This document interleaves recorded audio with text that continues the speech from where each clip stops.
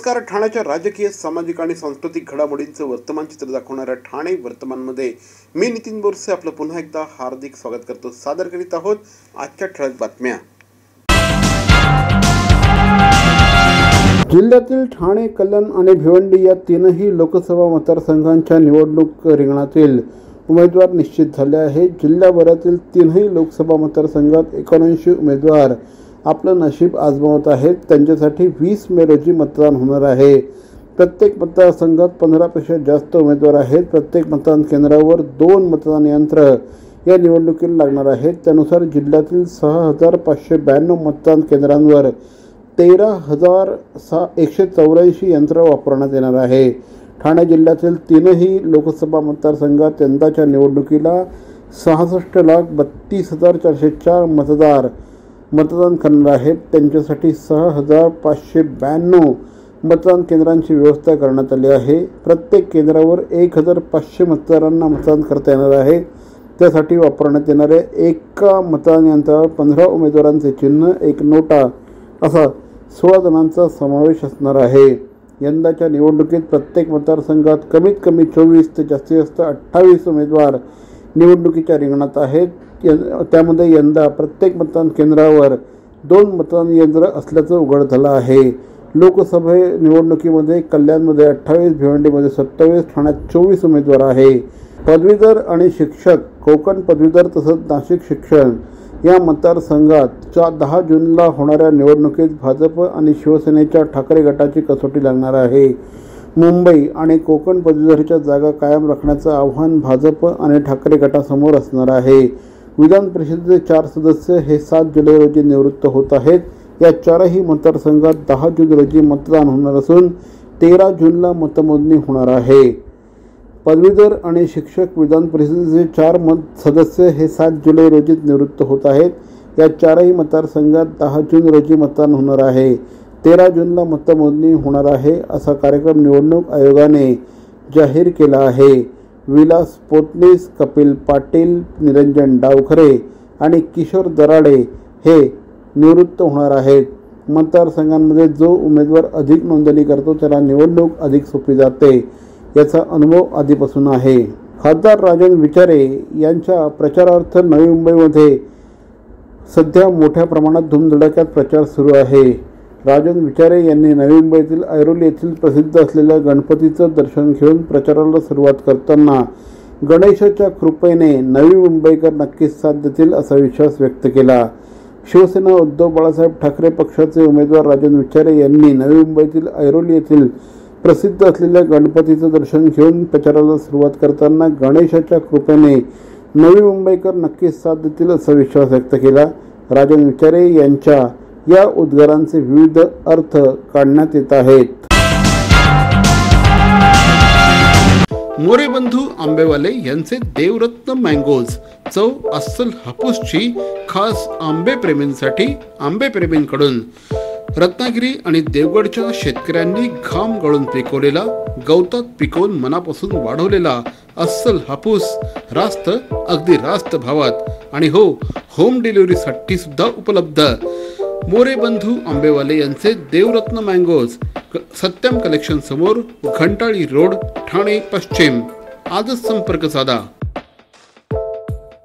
CP Goenka International School, nurturing talent at young age for scholastics, sports and performing arts in global perspective.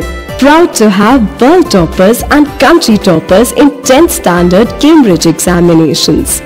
Ranked the best emerging school by the Times of India for personality over percentage. CP Goenka is the intelligent choice. सर्व नागरिकांना आवाहन करण्यात येत आहे की सध्या डासांमार्फत पसरणाऱ्या dengue या आजाराचा प्रसार रोखण्यासाठी प्रत्येकाने पुढील प्रमाणे कार्यवाही करावी. डेंग्यू आजार एडिस इजिप्ती हा डास चावल्याने होतो. या डासांची पैदास साचलेल्या किंवा साचवलेल्या स्वच्छ पाण्यामध्ये होते. 8 दिवसांपेक्षा जास्त दिवस पाणी उघडे व साचून राहिल्यास त्यात डास अंडी घालतात. अंड्यांच्या अळ्या तयार होऊन पुढे डास तयार होतात. यासाठी आपल्या घरातील पाणी साठे, उदाहरणार्थ बॅरल्स, पिंपे, टाक्या, हौद, रांजणे इत्यादी दर आठवड्याला रिकामे करून घासून पुसून कोरडे करून पुन्हा भरावे. एक दिवस कोरडा दिवस म्हणून पाळावा. पाणी साठ्यांना घट्ट झाकणे बसवावीत किंवा जुनी साडी, चादर, धोतर यांनी बांधून झाकून ठेवावीत, म्हणजे डास त्यात जाऊन अंडी घालणार नाहीत. घराच्या गच्चीवर, आजूबाजूला, अंगणात कोठेही पाणी साचू देऊ नये. भंगार सामान उघड्यावर टाकू नये. उदाहरणार्थ टायर्स, प्लास्टिक सामान, कुंड्या, टाकाऊ वस्तू इत्यादी. अशा सामानात पावसाचे पाणी साठून त्यात डेंग्यूच्या डासांची पैदास होते. घरातील कूलर्स, फ्रीजच्या पाठीमागील ट्रे हे देखील वेळोवेळी कोरडे करावेत. लक्षात ठेवा, नुसत्या फवारणीने डास घनता कमी होत नाही, तर त्यासाठी डास पैदास ठिकाणे नष्ट करणे ही आपल्या सर्वांची जबाबदारी आहे.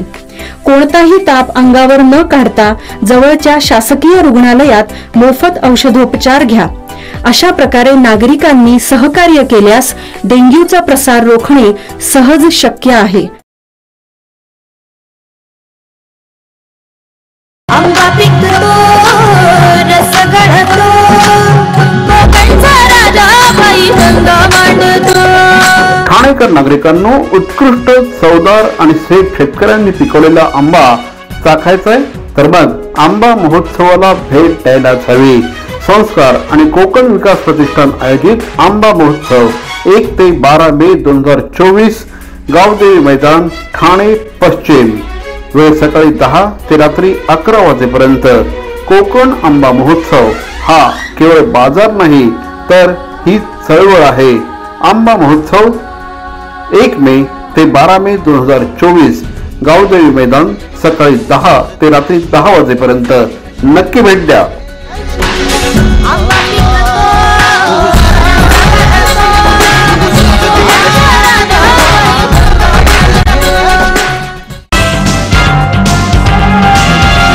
खासदार राजन विचारे यांच्या प्रचारार्थ काल ठाणे शहरात रथयात्रेचं आयोजन करण्यात आलं होतं.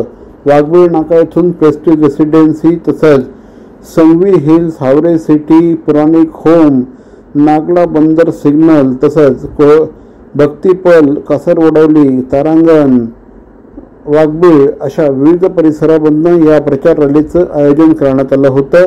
प्रचार रॅलीला प्रचंड मोठा प्रतिसाद मिळाल्याचं यावेळी श्री राजन विचारे आणि त्यांच्या कार्यकर्त्यांनी सांगितलं.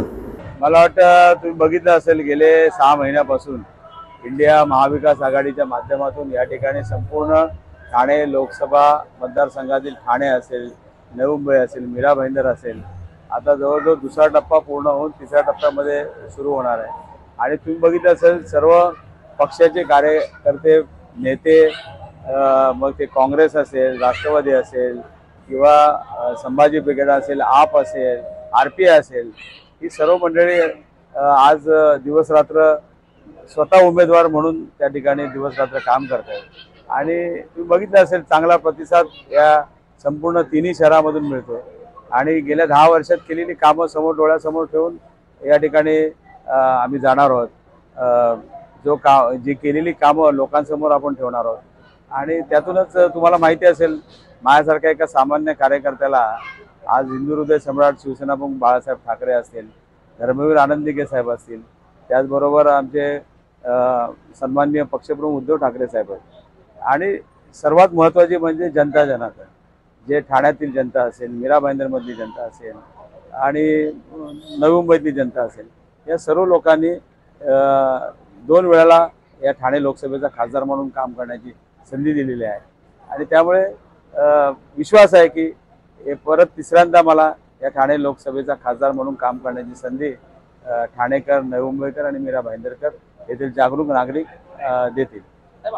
येत्या 20 मे रोजी होऊ घातलेल्या लोकसभा निवडणुकीत जास्तीत जास्त मतदारांनी मतदान करावं, याबद्दल जनजागृती करण्यासाठी ठाण्यात शनिवारी मिनी मॅरेथॉनचं आयोजन करण्यात आलं आहे. महानगरपालिका, जिल्हाधिकारी कार्यालय, ठाणे जिल्हा ॲथलेटिक असोसिएशन आणि ठाणे सिटीझन फाउंडेशन यांचा हा संयुक्त उपक्रम असल्याचं महापालिका आयुक्त श्री सौरभ राव यांनी म्हटलं आहे. सांगू इच्छितो आपल्या उमंग करिअर अकॅडमीतर्फे मी शशिकांत सर 11 तारखेला जो काही मॅरेथॉन व run for vote okay marathon स्पर्धा आयोजित केली आहे। तर आपल्या उमंग अकॅडमीचे सर्व स्टुडंट आहे ना मॅरेथॉनमध्ये पार्टिसिपेट करणारच आहेत। तर ठाणेकरांना पण सांगू इच्छितो की प्रोग्राम खूप चांगला आहे। तर मग सर्वांनी आहे ना आवर्जून निश्चितपणे ह्या मॅरेथॉनमध्ये पार्टिसिपेट करा। जे काय आपण वोट करतो, मतदान करतो, तर ह्या मतदाना आधारावरती आपण आपल्या देशाचं आपलं स्वतःचं भविष्यतव्य राखतोय। तर मग हेच भविष्यतव्य तुम्ही पुढे आपली यंग पिढी कशी पुढे जाऊन ग्रोथ करते, ओके, आणि त्याच्यासोबतच जे कोणी अधिकारी आपण निवडून देतो या मतदान पकडून, ओके, तर मग ते पण आपल्या देशाची जागरूकता आहे। मग त्यासाठी तुम्ही पण सपोर्ट करा आणि वोट फॉर रन ही जी काही मॅरेथॉन स्पर्धा भरली 11 तारखेला, त्यामध्ये तुम्ही स्वतः सामील व्हा। आगामी निवडणुकीच्या पार्श्वभूमीवर नरेश म्हस्के यांचा ठाण्यात जोरदार प्रचार सुरू आहे। ठाणे शहरामध्ये प्रचार सुरू असतानाच काल ठाणे शहरातील उद्धव बाळासाहेब ठाकरे गटाच्या शाखेमध्ये श्री नरेश म्हस्के यांनी या ठिकाणी गेले आणि या ठिकाणच्या कार्यकर्त्यांची विचारपूस केली। त्याचप्रमाणे छत्रपती शिवाजी महाराजांच्या पुतळ्याला पुष्पहार अर्पण केला। नरेश म्हस्के यांनी असं औचित्यपणे उद्धव बाळासाहेब ठाकरे गटाच्या शाखेमध्ये जाऊन कार्यकर्त्यांशी हितगुज केल्याने मोठ्या प्रमाणामध्ये तर्कवितर्कांना सुरुवात झाली होती। खऱ्या अर्थाने ठाणे लोकसभा हा महायुतीचा बालेकिल्ला आहे। त्यामुळे इथं प्रचंड मोठ्या संख्येने मोठ्या प्रमाणावर या नव्या मुंबईतून देखील महायुतीचे उमेदवार नरेश म्हस्के यांना प्रचंड मताधिक्य मिळेल, लीड मिळेल। कारण शासनाच्या वतीने या नव्या मुंबईत देखील अनेक विकासाचे कामं, अनेक आपल्या जे गरजेपोटी बांधलेली घरं, FSI अशा अनेक आपण ज्या योजना आहेत नव्या मुंबईसाठी देखील शासनाच्या माध्यमातून केल्या आहेत। आणि एकंदरीत ठाणे लोकसभा हा महायुतीचा बालेकिल्ला आहे। 2 वर्षामध्ये केलेलं महायुतीचं काम आणि 10 वर्षात केलेलं मोदी साहेबांनी काम याचं नक्की या निवडणुकीमध्ये पोचपावती या ठाणे लोकसभा मतदारसंघातले मतदार देतील। प्रचार रॅली नव्हती तर ही विजयी रॅली होती। आपण तुम्ही पाहिलंय की शिवसेना, भाजप, राष्ट्रवादी, मनसे, RPI, योगेंद्र कवाडे गट हे प्रत्येक जो कार्यकर्ता आहे, पदाधिकारी आहे, हे बाहेर पडलेले आहेत आणि जनतेचा जो प्रतिसाद आहे, माननीय मुख्यमंत्री एकनाथ शिंदे साहेब असतील, गणेश नाईक साहेब या ठिकाणी होते, आमचे सर्व पदाधिकारी, मंदाताई म्हात्रे होत्या, जो जनतेचा प्रतिसाद आहे तो आपण पाहिलेला आहे। आणि पुन्हा एकदा नरेंद्र मोदी साहेबांना पंतप्रधान करण्याकरता नवी मुंबई सज्ज झालेली आहे। अक्षय तृतीयेचा सण उद्या सर्वत्र साजरा होतो आहे। अक्षय तृतीयेनिमित्त मोठ्या प्रमाणात सोन्याची खरेदी करण्यात येते।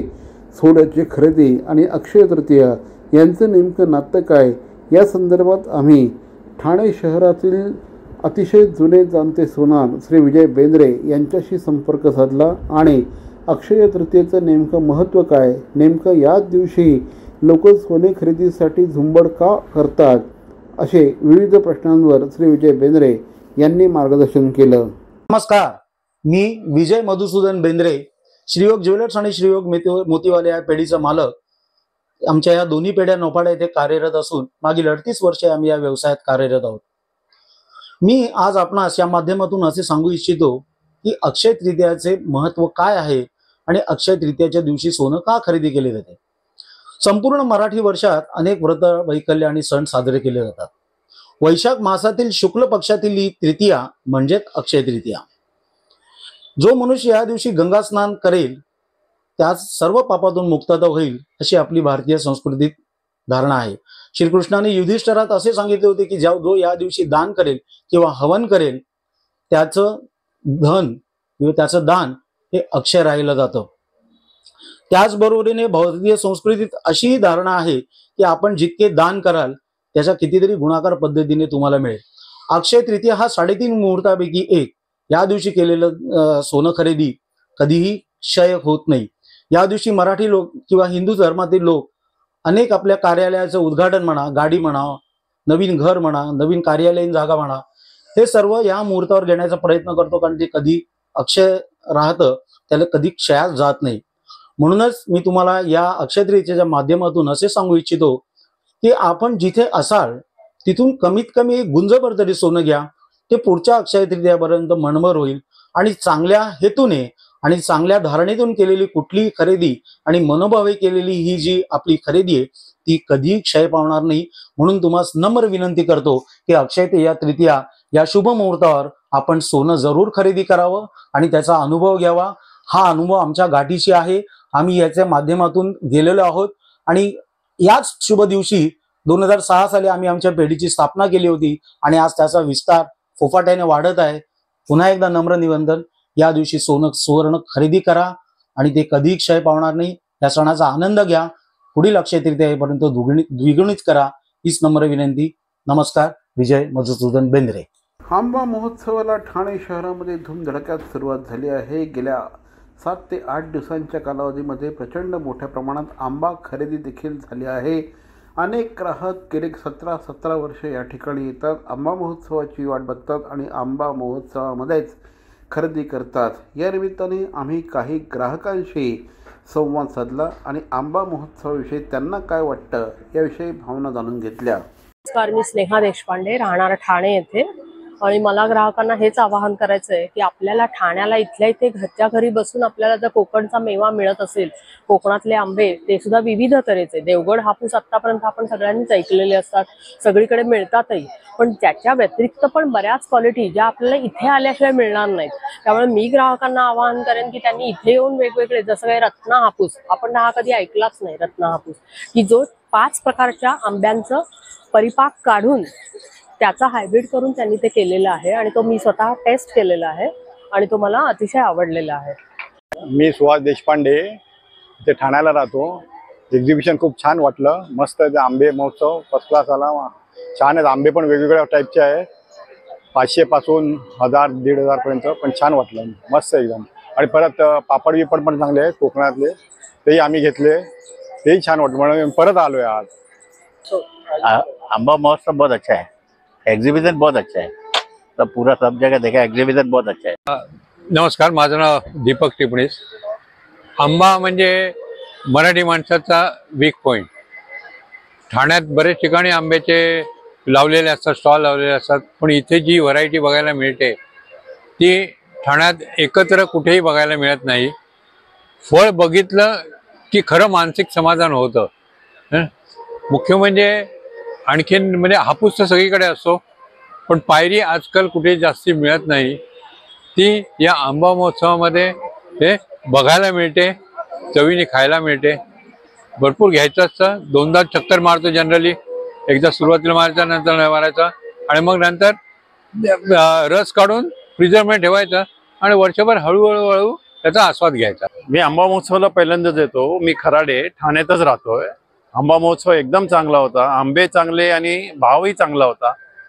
ठाणेकरांना एकदम चांगले आंबे खायला मिळाले आणि मिळतही राहतील पुढे. आंबा महोत्सव आपला जो आहे इकडे आज अनेक वर्ष रेग्युलर चालू आहे, त्यामुळे कोकणातल्या शेतकऱ्यांना तिथले जे काही घरगुती उत्पादनं जे घेतात त्यांच्यासाठी एक हा चांगला प्लॅटफॉर्म आहे की जो, आणि ठाण्यातल्या लोकांना पण एक चांगलं उत्पादन मिळण्याचं एक म्हणजे एकदम एकत्रितरित्या मिळण्याचं एक ठिकाण झालेलं आहे. आणि हे सगळ्यांच्या दृष्टीने म्हणजे शेतकरी, व्यापारी आणि आपले जे ठाणेकर नागरिक आहेत यांच्यासाठी निश्चितपणे हा चांगला उपक्रम आहे.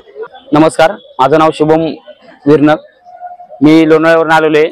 आयुर्वेदिक औषधाचं माझं उपक्रम आहे, सगळे आयुर्वेदिक औषध आहे. आंबा महोत्सवमध्ये मी 25 वर्ष झाले मी आंबा महोत्सव करतोय. सगळा प्रतिसाद मिळतोय आम्हाला. आणि माझं आयुर्वेदिकचं प्रोडक्ट आहे, आयुर्वेदिक औषध सगळ्या आजारावरती, डायबिटीसवरती, मुळव्याधवरती, मूतखड्यावरती, सगळ्या आजारावरती माझ्याकडे औषधं मिळतात.